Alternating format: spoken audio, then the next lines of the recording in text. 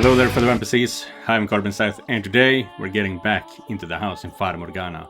We have just watched Michelle presumably die after 8 long years in the mansion that he was sent to, ostracized to, hidden away to, whatever you want to call it.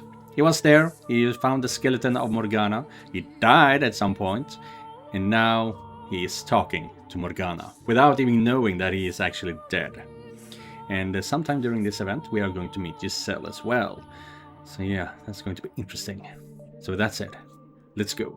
From that day on, Morgana's voice became a constant fixture in my life. Curse them, kill them, curse them! She serenaded directly into my ear. No matter where I hid or how deep I put my fingers in my ears, her voice resounded directly in my head. Hearing an incessant stream of curses from a disembodied voice was so unreal, so unbelievable, that I felt as though I was being dragged away from the realm of humanity. There was an odd, unsettling magnetism in her voice, allowing her malevolence to seep into me. It was downright torturous. And now that I think about it, it's going to be interesting because in the last video he said I don't want anyone to kill anyone because I don't want to continue hate them, or I wanted them to be happy. I don't remember the exact reasoning. But it's interesting that Giselle had the same reasoning. She did not want to kill her rapist because in her case it was because she did not want him to continue to have power over her, and if she did that, he would continue to have that power, even beyond death. So it's interesting that they both saw eye to eye on that one, even if they never said it out loud. And also, going to be interesting if Giselle actually is Amy. I'm not sure yet, but I did see that one line that made me think that they might be the same person, so we'll see. It was downright torturous. Curse them! Revile them! Do you really need to be in your right mind? Honestly. Your fixation on holding on to your sanity is what's causing you so much anguish. Admit it. There's more darkness, more seething malice inside you than anyone else. That's why you were the one who resurrected me. Admit it. You do want to curse them, don't you? You do want to kill them, don't you? No, I don't. I don't want that at all. I've told you this already. You're so desperate to deny it, Michelle. It can only mean that it's true. You would be able to maintain your calm if you were truly free of guilt. I do not wish to kill Didier or Georges or mother or father. I have no desire whatsoever to see them dead. You didn't say Amy. Your constant babbling is messing with my head. Be honest with yourself, Michelle. You do imagine what it would be like to hold their warm intestines on your hands, standing over their bodies. No, I don't. That's not what I want. Don't lie, Michelle. You climbed the tower, you opened the door, you sought me. No, I wasn't in control. No, Michelle, you were. Enough! I'm done listening to you. Now, don't take your anger out on inanimate objects, Michelle. Do you even know where I am? Where are you? I'm standing behind you. Is it gonna be a mirror? In front of you. She is everywhere. Now, I'm beside you. You're just playing around with me, Morgana, mocking me for your own amusement. Not at all, my dear. In fact, I consider you a close friend. Why would I mock someone who means so much to me? We are not close! You will come to understand, in time, that we are very much the same. And when you do, you will also know that I am the one person who truly understands you. Enough! Enough! Enough! Let it all go, Michelle. Curse it all with me, despise it, kill it, make it suffer. Curse it. Please, just stop. And where might you be going, Michelle? Wherever you run, I will always be by your side. Are you going to pray to God to exorcise me? Now, that's quite amusing, considering I'm the child of... I'm not trying to hurt you, Michelle, on the contrary. Stop talking, please. Yes, stop. I want to set you free from your misery. I can't take it anymore. Please just be quiet. Who's there? Oh. I'm here to deliver your monthly package. I see. Michelle. Female Michelle. Is something the matter? I opened the door, and there stood a servant of the Bollinger estate. He seemed to be quite perturbed by the sight of me. I must have looked terrible. Morgana's voice, her words, sapped my spirit cry. A human. A normal person, not a witch or a spirit or a demon. I knew good and evil. I knew good and well that his servant would never do anything to help me. He wouldn't believe a word I said. But at that point, his humanity was enough for me to latch onto. Help me, please. Pardon? The witch, she talks to me. She never stops talking. I'm begging you, please get me out of here. Let me go back home in your carriage. Please, let me go back. The witch's voice, it's killing me. It won't go away. I can't escape it. Please, I need your help. You've gone mad. What? You're crazy. See, this is why I didn't want this job. Having to deliver supplies to this damned cursed mansion. Having to get anywhere near the Bollinger's youngest child. No, I am perfectly sane. You sold your soul to the devil. Don't think I'm in the dark about that. No, I did no such thing. You're completely insane. No. I'm done with this damn job. It's not worth all the riches in the world. Not if it means I have to be around a lunatic like you for even a minute. Why? I am not crazy. I am perfectly sane. I'm not mad. Michelle, your mind is far from sound. I won't hear it. I am not mad, damn it. I am not insane. I won't hear it. A witch spent nearly every waking moment of every day at my side, talking and talking and talking. About how mean-spirited humans were, how ugly they were. An endless loop of vitriol, and she never seemed to tire of it either. Every single day. On and on and on. She also made a point of reminding me about myself, everything I was trying to get away from. But as much as I fought to ignore her, to not let the things she said in, she slipped past every wall I put up, her every word warping me. There was no escape. Curse them! Revile them! Remember the things they did to you. Close your eyes and envision it. Remember the scorn in their eyes, the way their lips twisted as they laughed. You need only curse them, and you can wipe those reprehensible smirks out of existence.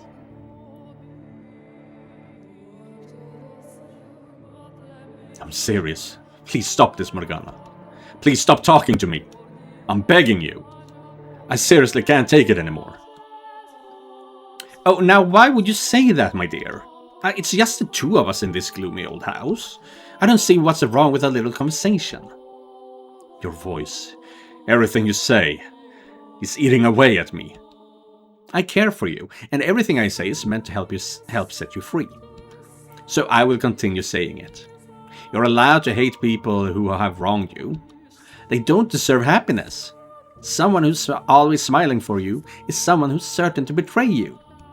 Someone who values themselves above all will not hesitate to put others' lives on the line. Someone who covets wealth and power will sacrifice his friends and family to obtain it. Is she talking about the three men? These are the kinds of people you once surrounded yourself with. I have told you repeatedly that I will not curse anyone. Why must you be so stubborn, my dear? I could ask you the same. Why won't you just leave me be? Because I can't stand to see you like this. With one word, you could be free of your pain. But because you insist on shackling yourself to your idea of family, you're making yourself miserable. We are the same type of person, Michelle. The type who has the right to curse others. Regardless of what kind of childhood you had or how much hatred it instilled in you, Michelle, you are a cursed man named after an angel. You need to realize how twisted you are, and soon. I am not twisted. Do you honestly still believe you're normal? Tell me, what's normal about someone who happily embraces a skeleton? Tell me what's normal about someone who hacks away at a girl's face with a knife? Did he do that? I mean, he attacked Amy, but I guess they're talking about the painting, which is when I believe he died. You are not normal, and I will repeat it as many times as I have to. You need to accept that. Why must you hold so tight to your sanity? If you would just let go, you wouldn't have to suffer.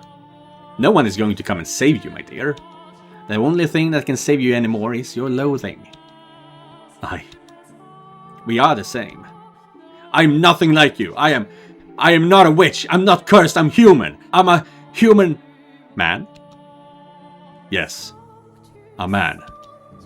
With that body. Oh my dear friend. Let me tell you something you should be quite pleased to hear. Do you know what some say about people like you, those who are neither male nor female? That they are like unto God. Like unto God. Indeed. You should have been worshipped for your divinity, but instead your family cursed you. You are not human. From the second life was first breathed into you, your fate was decided. No, you're wrong. If I really were wrong, you would not be here now. You would be back home with your family. Perhaps you would have a pretty little wife, living a normal, happy life together. But you have long since strayed from that path. It's well out of sight now. I have not. I am a human. I'm a person. A normal person. The youngest son of the Bollinger estate. I am an ordinary man. No one, not a single person believed me. Not even the witch was willing to consider me human. Never mind my family. The archangel, whose name I shared, looked down on me.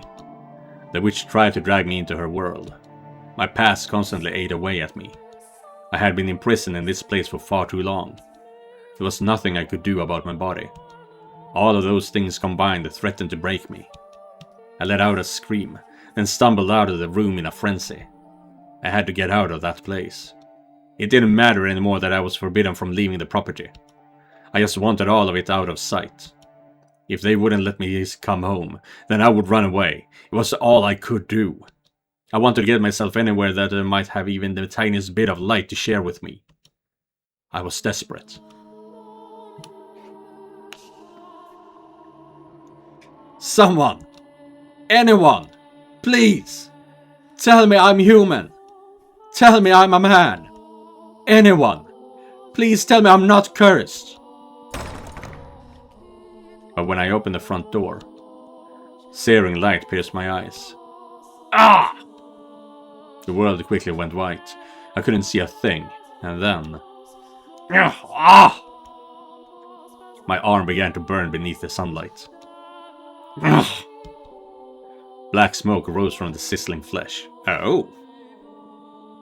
That's interesting. Black smoke rose from the sizzling flesh. So yeah, this is more indication that he's dead. It's not just as sun sensitivity anymore. A sickening stench filled the air. Excruciating pain quickly spread to the rest of my body.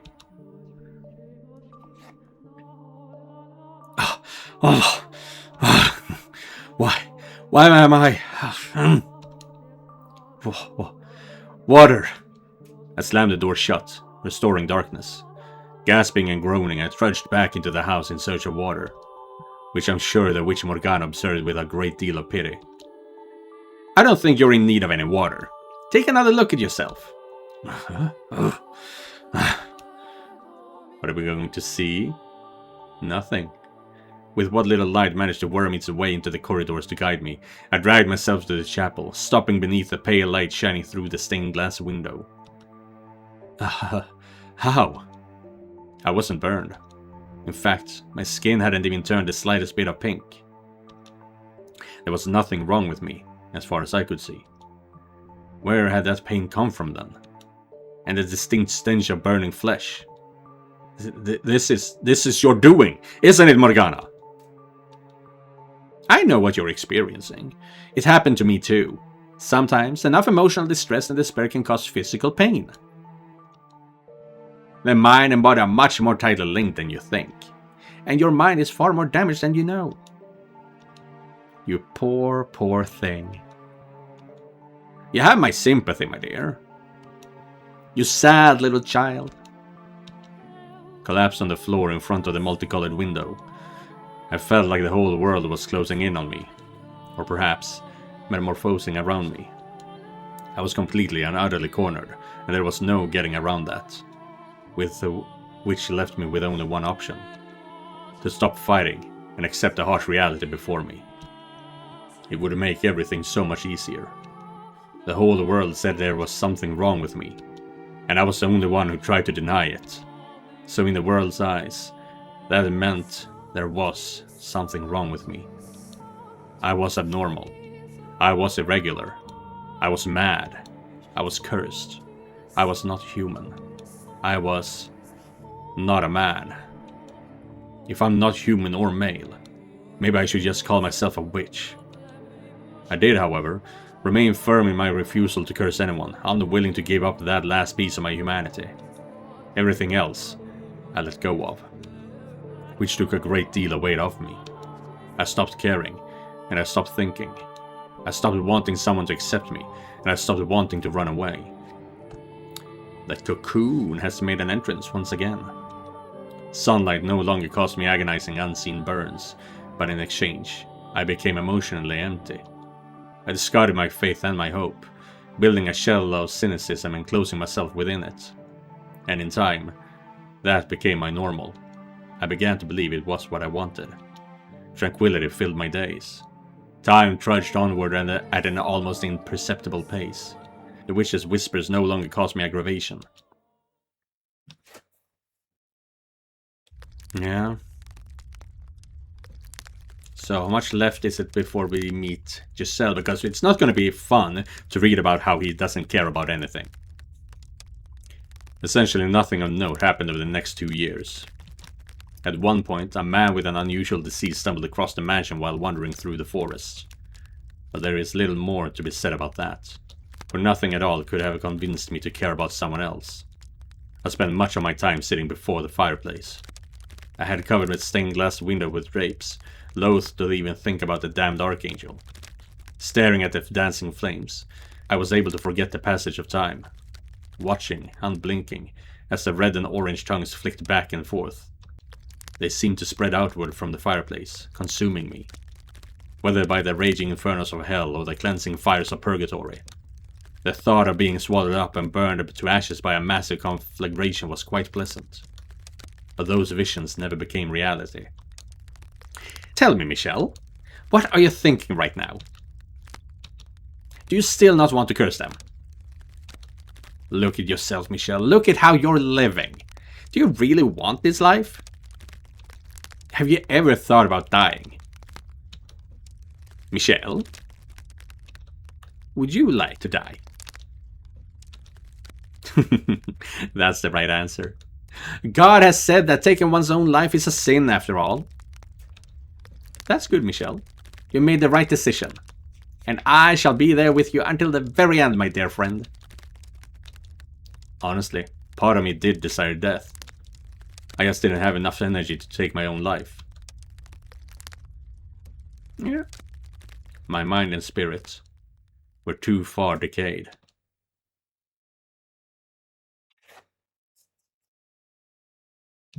Here we go. Oh, and see now, this is fun. We have the blue here, which means that this is Michelle, but soon, however, soon we're going to see Giselle as well. However, in my 10th year, the door opened once more, and time sputtered back into motion. When you showed up, Giselle, everything I had given up on, and everything I had thought I'd lost, it all came back.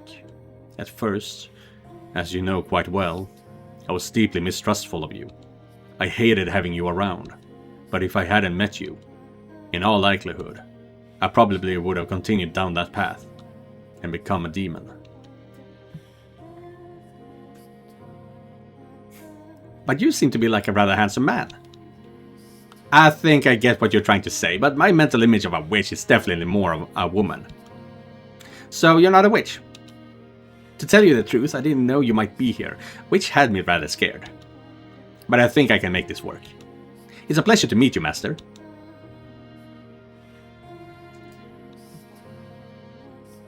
After taking care of Giselle, I returned to my room. I was, to be quite honest, dumbfounded. And it was, naturally, the Witcher who stoked the fire of my apprehension. Why would you let that woman stay here? She came from the Bollinger estate, and we both know how you feel about your family. Chase her out. Give her a little scare and she'll be gone within the day. If you'd rather not, I could always frighten her in your place. A rattling window here, a couple of broken glasses there. Small things like that to accentuate the eerie atmosphere. Are you going to say anything? Why do you care about her at all?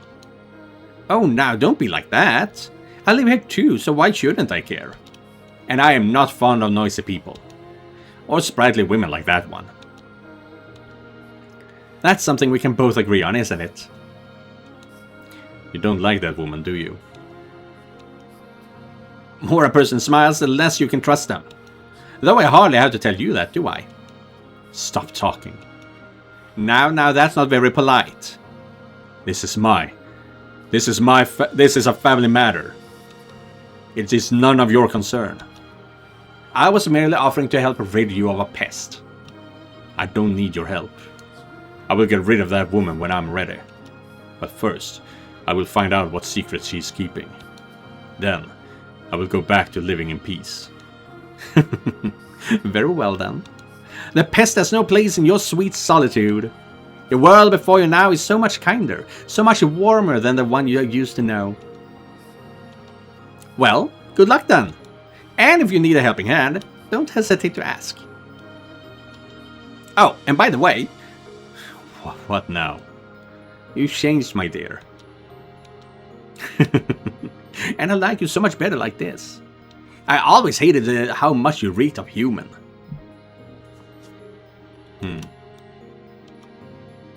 You are blessed with a body like unto God. You were personally created by His hands. I could only dream of having what you have, but you only wanted to deny it. Now, though, you act that part much better. A saint, resurrected by the closest living thing to God. Perhaps this, too, could be considered a miracle. Morgana. Yes? You are a deranged, delusional woman. Why, thank you!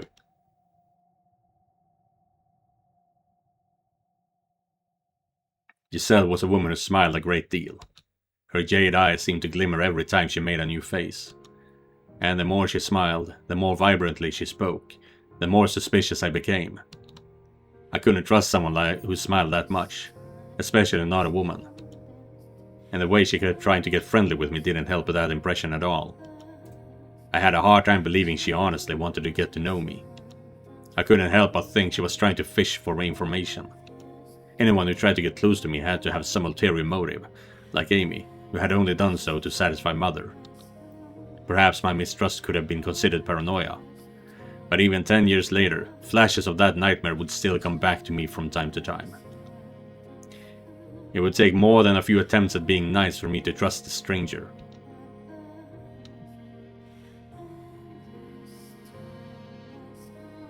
Eventually, I came to the realization that she was hiding something, and I convinced myself it was out of guilt. So I wrote Mother, in search of something I could use to tear her down, to get her out of here. I should have listened to Giselle, rather than Mother or the witch. But I had conflated her with Amy in my mind, so I was unable to see where the truth really lay. I was only able to perceive her as malicious. So instead of her, I put my faith in Mother's words, despite Mother never once doing the same for me. Yeah. My beloved daughter Michelle, I deeply regret having to put you in this situation.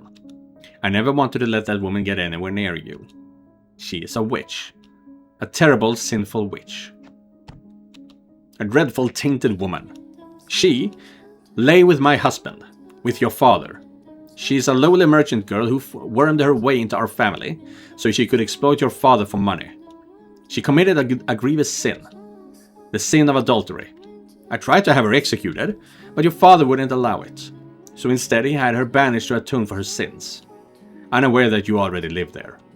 And I could not tell him either, for that is mine and your brother's secret. I pray you can find it in your heart to forgive your mother for her failings. Forgive me for delivering a witch to you. I would not be surprised if she tried snooping around. She is a ruthless fiend who will do anything for money. Should the word of your curse happen to spread, it surely would draw unwanted attention from the church. We have no allies except each other. Michelle. With this letter, I have included a knife.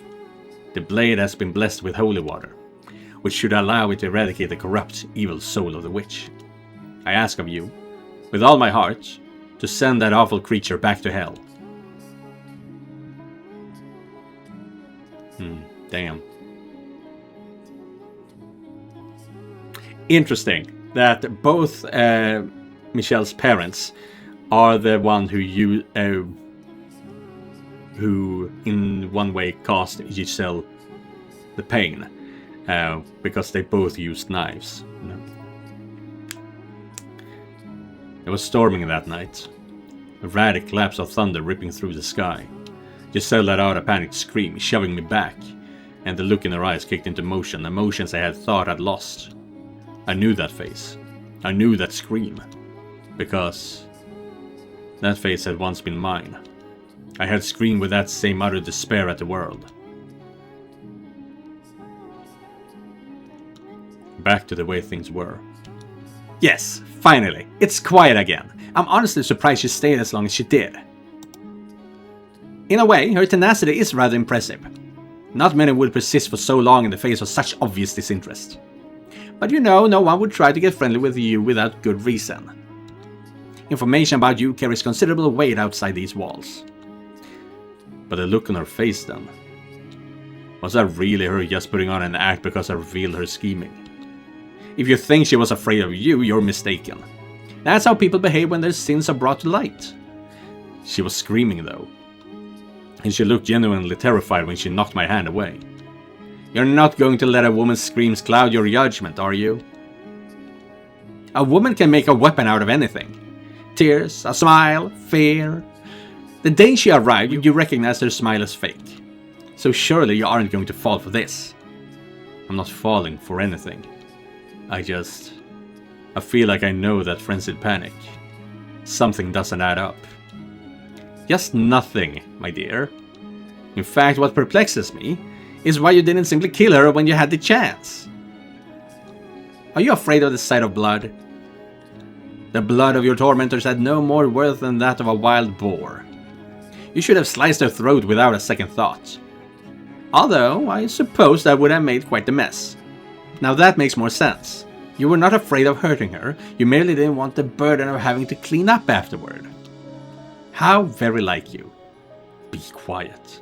Oh, come now. That woman finally gone and it's back to just the two of us. And you don't want to talk. Silence, please. As you wish. I will celebrate your accomplishment in silence, my dearest friend. I imagine she's out there, half buried in the cold earth by now.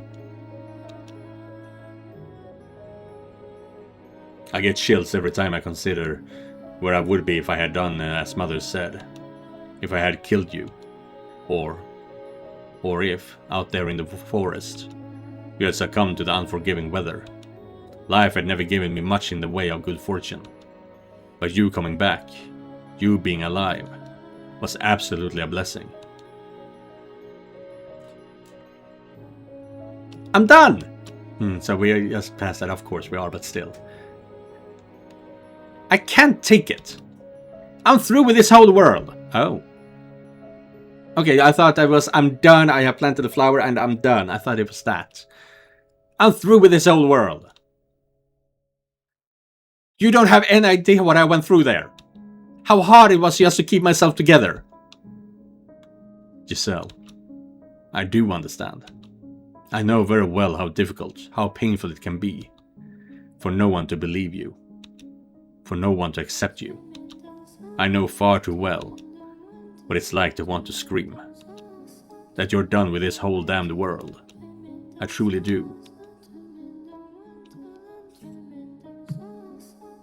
That day, for the first time, we saw past the surface. We got to know each other as people. It was nothing more than a single, small step. But for us, it was like we had moved a mountain. I still remember how the light felt, as it shone through the windows we opened together. It didn't burn. And while this might sound melodramatic, I feel safe in saying it was probably the gentlest light I had ever felt in my life. Yeah. Ow. Following my reconciliation with Giselle, I started turning back into my old self. But that is something we're going to be exploring in the next video. We are shutting down here now. But yeah, I guess... Yeah, we have... Now we are in the middle of getting to know Giselle and Michelle again, as they are as a would-be couple. So yeah, we are almost done with this door, I believe, I guess. Unless we're going to have to see more, unless we're going to see more of Giselle's path, of Giselle's past. But either way, thank you guys for watching, and thank you, Joseph, for donating directly to my Coffee page. If you guys want to help me out, you can do so by clicking the link down in the description. Don't forget to like and subscribe, and I'll be seeing you guys in the next one. Goodbye, everyone.